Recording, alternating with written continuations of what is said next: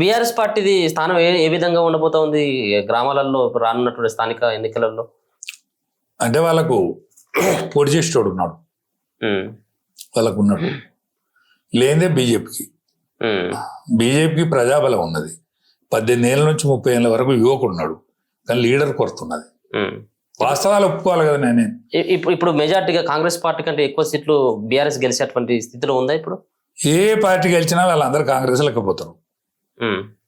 ఎవరు గెలిచినా, ఎంపీడీసీలు జెడ్పీడీసీలు ఎవరు గెలిచినా లేకపోతారు. సార్ ఏదైనా పార్టీ గుర్తుల మీద గెలిచేటువంటి పార్టీ గుర్తులనే గెలుస్తారు. ఎవరు గెలుస్తారు అంటే మన మధ్య అప్పటి వరకు అయితే గెలిచేంత వరకు అయితే పార్టీ గుర్తు పైన గెలుస్తారు కాబట్టి తర్వాత వాళ్ళు ఏ పార్టీలో చేరుతారని తర్వాత విషయం.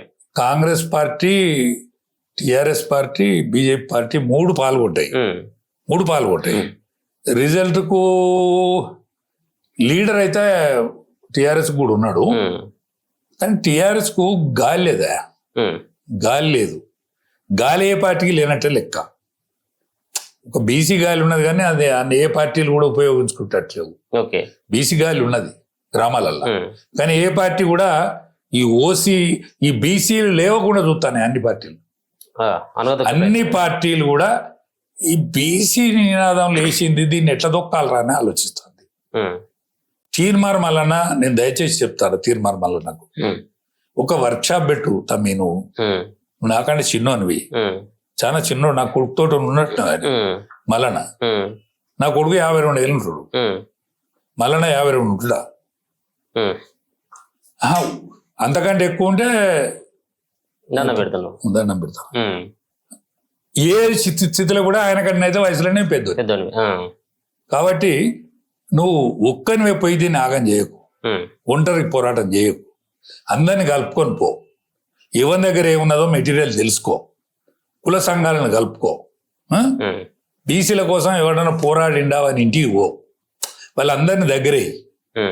ఎవరి దగ్గర ఏమైనా మెటీరియల్ ఉన్నదా అది కూడా చూడు.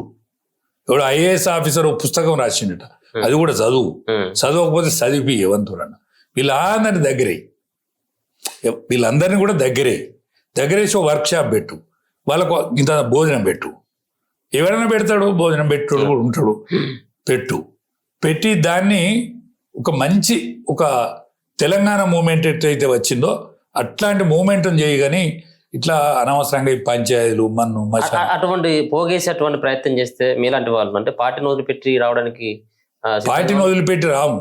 పార్టీలో ఉన్న అందరినీ ఆలోచించు. పార్టీలో ఉన్న వాళ్ళందరినీ ఒక బ్యానర్ కాకుండా బయటనే మీటింగ్ పెట్టు, లైక్ మైండెడ్. అందరు సలహాలు ఇస్తారు, తప్పేమున్నది, అన్నిటి స్వీకరించు. ఇప్పుడు నేను గొల్లైనాక నేను యాదవులు ఇళ్ళల్లో పుట్టినాయా? దాని తర్వాత నేను బడికి పోయినా, చదువుకున్నాక నాకు ఏదో పార్టీ నచ్చింది, ఎమర్జెన్సీకి వ్యతిరేకంగా పనిచేసిన, నక్సలెట్ పోదాం అనుకున్నా. మళ్ళీ జంగారెడ్డి వచ్చిండు, జనతా పార్టీలో పనిచేసిన, జంగారెడ్డి నచ్చిండు, బీజేపీలో పోయినా. బీజేపీలో అనేక సంవత్సరాలు పనిచేసిన. తెలంగాణ ఉద్యమం, నాకు తెలంగాణ ఇష్టం కాబట్టి నేను టీఆర్ఎస్లో పోయినా. నువ్వు ఒక రథాన్ని దిద్ది యుద్ధం మొదలు పెడితే నువ్వు యుద్ధ భూమికి అందరు వస్తారు కావచ్చు, ఆ స్థాయి అందరికి కనిపించినట్టు చెయ్యి. ఇప్పుడు నిన్న కొంతమంది గతంలో బీఆర్ఎస్ పార్టీలో పనిచేసినటువంటి వ్యక్తులు ఇప్పుడు ప్రజెంట్ ఉన్నటువంటి బీఆర్ఎస్ పార్టీలో ఉన్నటువంటి నేతలు నిన్న ధర్నా చౌక్లో ఒక ధర్నా చేపట్టడం జరిగింది. బీసీలో కొట్లాటేగా, బీసీలకు రిజర్వేషన్ రాకుంటే అని చెప్పేసి ఈ కొట్లాటను ఏ విధంగా చూస్తారు? ఎందుకంటే తగ్గించినటువంటి పార్టీ ఆ పార్టీ, అట్లాంటిది మళ్ళీ దీనికోసం రోడ్ల మీదకి ఎక్కి కొట్లాడడం ఇది ఏ విధంగా? ఒక్కటేనా, ఏదైనా ఇళ్ళలు కాగానే పండుగ కాదు. అనేక సాధక బాధకాలు ఉంటాయి. ఇప్పుడు తెలంగాణ పోరాటం ఎన్నాళ్ళది? అనేక సంవత్సరాలు. కానీ అది నెరవేరలేదు. కళ నెరవేరింది చాలా రోజులు తర్వాత, అనేక సంవత్సరాల తర్వాత నెరవేరింది కదా. అయితే ఈ పోరాటం అయితే రగల్చాలి. ఈ పోరాటం అయితే ఉన్నది. బీసీల అణిచివేత అనేది ఇయ్యాడిది కాదు. 1000 సంవత్సరాల బానిసత్వంలో తొక్కబడ్డోడు ఎవడు? బీసీడు. తొక్కబడ్డోడు ఎస్సీడు. తొక్కబడ్డోడు ఎస్టీడు. 1000 సంవత్సరాల బానిసత్వంలో 77 ఏళ్ళ స్వాతంత్రంలో తొక్కబడ్డోడు ఎవడు? అనగబడ్డోడు ఎవడు? బీసీలు, ఎస్సీలు, ఎస్టీలు. తొక్కిన వాళ్ళు ఎవరు? అన్నాడు రజాకారులకు అనుకూలంగా కుచ్చు టోపీలు పెట్టుకున్న వాళ్ళు ఎవరు?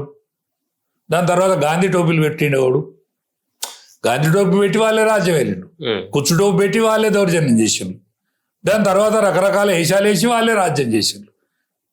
ఒక్క ఎన్టీ రామారావు కాలంలో కదా బీసీవన్ కింద అంతా మంత్రి పదవి ఎమ్మెల్యే పదవి వచ్చింది. అంతకంటే ముందుగా బీసీవన్ చూడలే మేము, బీసీఓడు ఎమ్మెల్యేను చూడలే మేము. ఎస్సీ ఎమ్మెల్యేను చూసినాం, ఎస్టీ ఎమ్మెల్యేను చూసినాం, దాని తర్వాత దొరే. ఎన్టీ రామారావు ఒరవడిలా బీసీలు కొంతమంది కనిపించింది. అదే ఒరవడిలా ఇంత ఇతరం దక్కింది, ఆడింది తీడింత అంతే తప్ప రాజ్యాధికారం అయితే రాలేదు. రాజ్యాధికారం కోసం కొట్లాడాలి, తప్పకుండా కొట్లాడాలి. అది మల్లన్న రూపంలో కొడతారా, మరో రూపంలో కొట్లాడతారు, కొట్లాడ మంచిదే, కానీ దీన్ని ఆగం చేయొద్దని నా మనవి. 3 నెలల ముచ్చట చేయొద్దని నా మనవి.